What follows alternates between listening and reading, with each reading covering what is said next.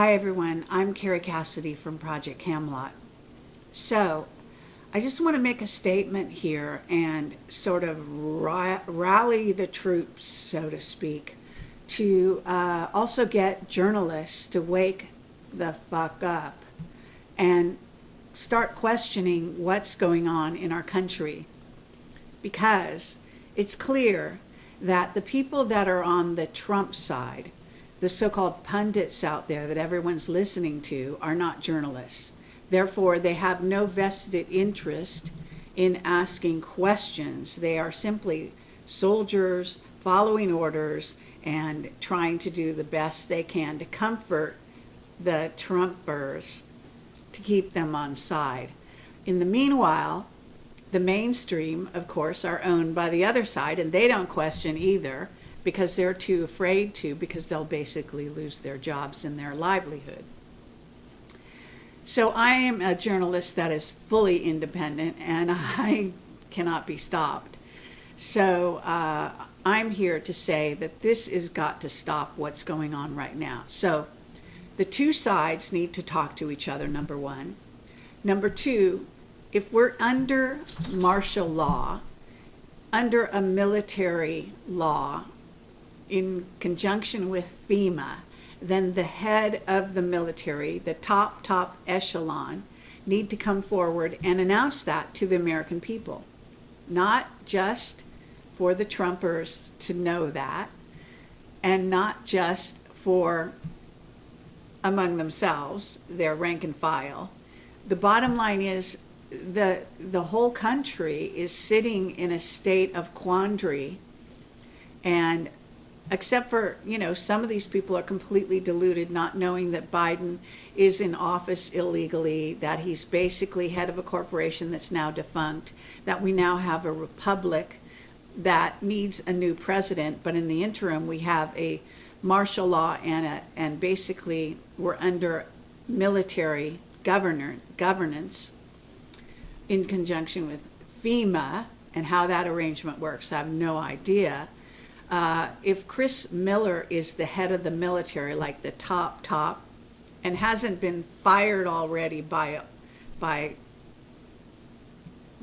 if he even has that ability to fire someone, and if Gaynor is head of FEMA, then the two of them need to come forward and tell the American people that we are in a quandary, that we have a split in our country because we've had an illegal election, an illegally elected individual and his vice president have taken office illegally, that Biden is signing executive orders that supposedly are supposed to be acted on by certain of the various departments of government, and yet they're illegal, and that the military has refused to allow and follow Biden or any of his orders.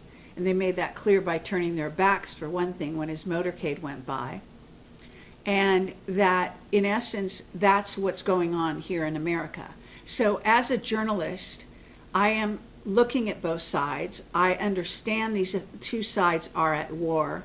I have my personal preference, but that doesn't stop me from being able to question both sides with good, logical questions. And right now, the elephant in the room is this idea that we have two presidents going on, that Trump really hasn't stepped down and conceded, that Biden really hasn't taken the oath of office because he took it at the wrong time. He and Kamala didn't touch the Bible. They basically have attested, whether the mainstream knows it or not, to being part of the deep state and the Luciferian agenda. And so this stuff has to be talked about.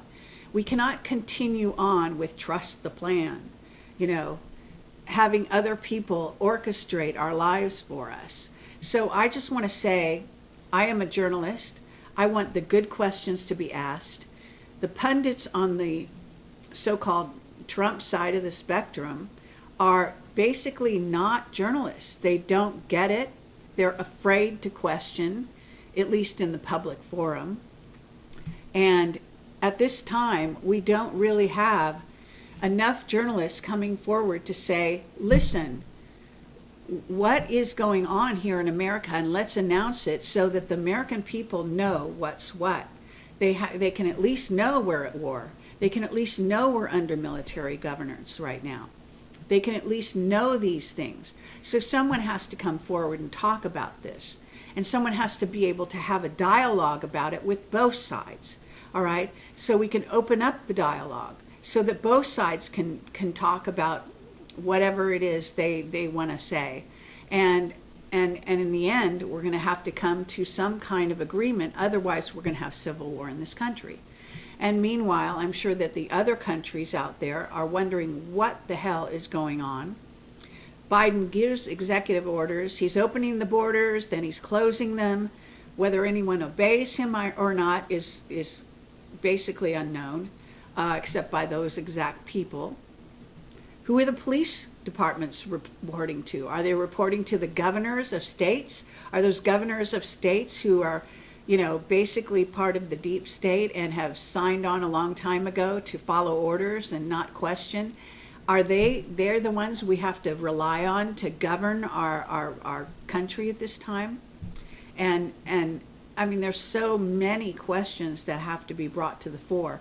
So I'm just putting a call out for real journalists to come forward and question what's going on here. Let's describe it. Let's argue about it.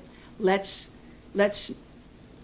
ask that the military, if we're under martial law, then let's say it, and let's have the military come forward and admit it, and so on. Let's not have these complete opposite dialogues going on between the mainstream and the alternative, in which both sound equally insane to the other. Okay?